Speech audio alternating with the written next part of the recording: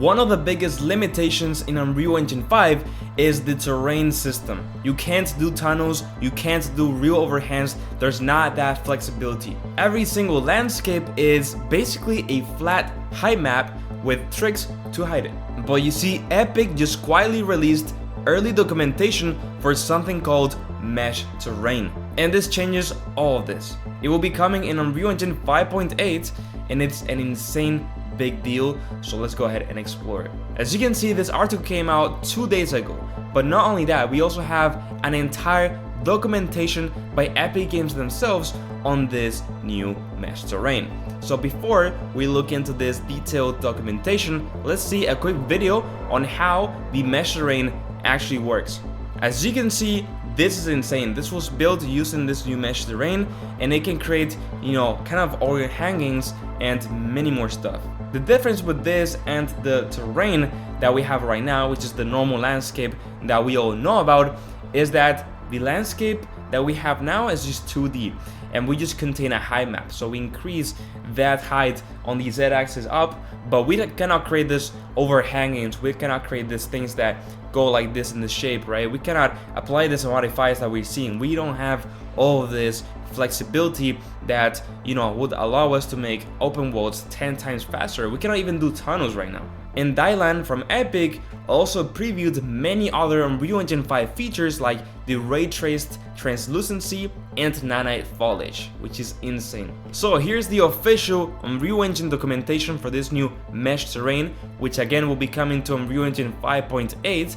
And what is even mesh terrain in the Epic Games world? Well, it's used a new experimental technology for developing larger, more feature-rich worlds.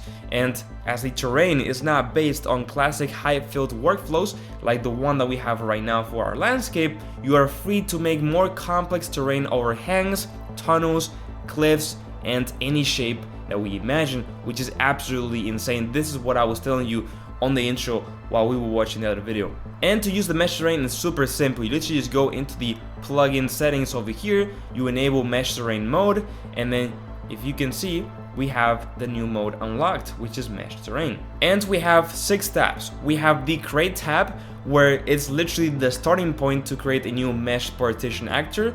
So it's just literally creating the landscape, right flat on the ground. Then we have the edit tab, where you can make modifications into an existing mesh terrain that is on your level. So you can convert, you can expand, split, you can merge, a lot of cool stuff, similar to if you were in Blender or something. Then we have modifiers, which is huge, and this essentially allows you to add splines, to add some noise, to add some patching, a lot of cool stuff that you had to manually build before.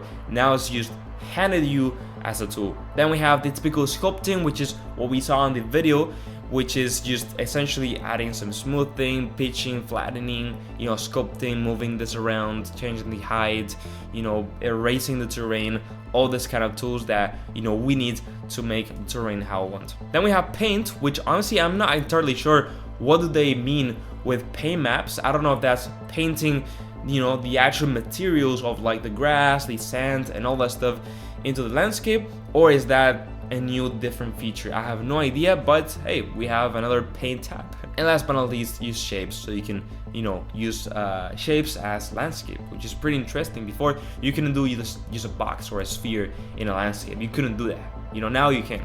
Here we have a preview. You go to mesh terrain, you create a new rectangle, for example, which is just the plain basics of everything, and then you have there the partitions, which are divided so that it works with the world partition tool, which, as makes performance way better for big maps, because it divides the map into sections and only loads what it needs at a time. And of course, you can also import your own height maps like you currently can with the landscapes. So if you create your own height map in another software, like for example the World Machine or the World Creator, all this other softwares where you create your landscape map and then you export the height map, you can still import it and use it. But then once you import it into this new system, it is way more flexible, because you can add the tunnels, you can add the cliffs, overhangings, you can add the modifiers, all these things that we didn't have before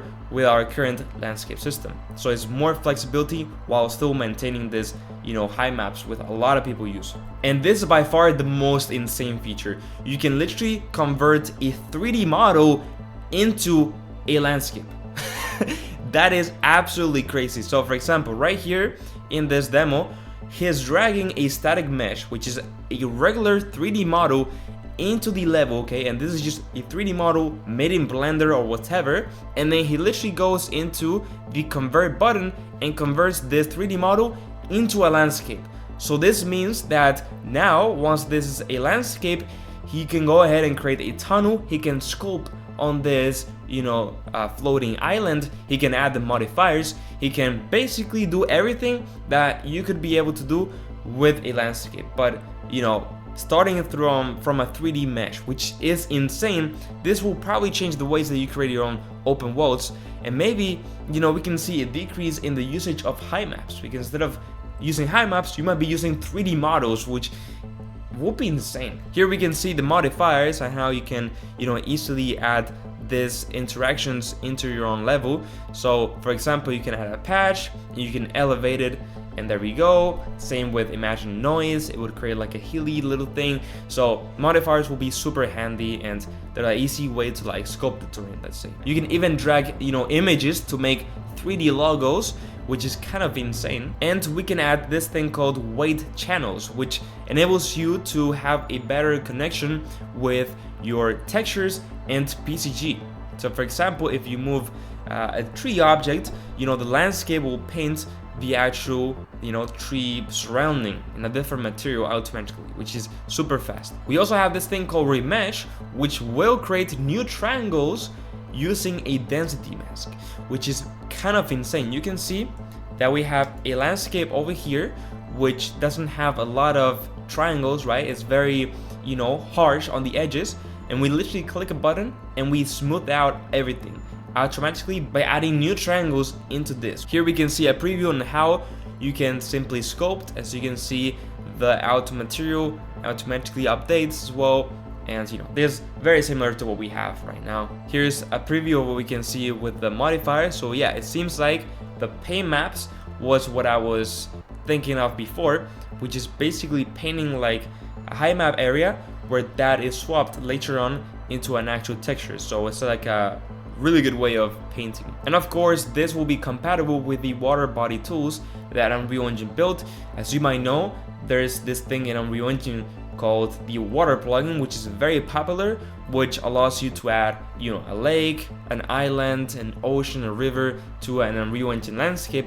And of course, this will also be compatible with this new mesh terrain tool, and you can also make your own, rivers, lakes, and oceans, and islands, and all that stuff, but with 10x more control, which is really cool to see. And here comes the really exciting part, which is creating terrain holes in order to create tunnels and all these crazy things.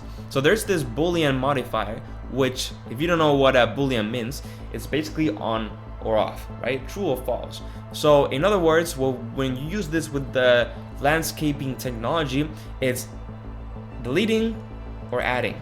So we can basically use this to add, for example, an object like a 3D model to carve out the shape of what we want to make the hole as.